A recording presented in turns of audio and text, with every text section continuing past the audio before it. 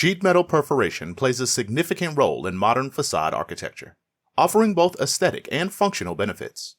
The process involves creating a pattern of holes in metal sheets, which can be customized to meet specific design requirements. These perforated facades can improve ventilation, reduce solar gain, and provide privacy while adding a unique visual appeal to buildings. Turret punching remains one of the most popular and effective methods for perforating sheet metal, especially when dealing with abstract designs. This technique allows for precise and efficient creation of intricate patterns, making it ideal for architectural applications. The accuracy and versatility of turret punching make it a preferred choice for architects and designers looking to implement complex designs on metal facades. However, the complexity of modern perforation projects, often involve thousands of holes, necessitates the use of advanced software solutions.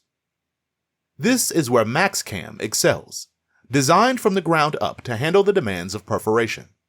MaxxCAM leverages the latest hardware capabilities to manage complex punching tasks with ease. Its user-friendly interface and specialized algorithms are tailored specifically for perforation projects. The process is straightforward. Simply import your DXF or DWG files into MaxxCAM, and its auto-tooling engine tools up the holes instantly, including any cluster tools you may have. You can then manipulate the punching sequence as required to suit your processing techniques, without experiencing the lag commonly found in older software. MaxxCAM's ability to handle such detailed and extensive perforation tasks efficiently makes it an invaluable tool for businesses in this field. For businesses engaged in perforation, MaxxCAM offers a seamless and efficient solution to manage and execute complex perforation tasks.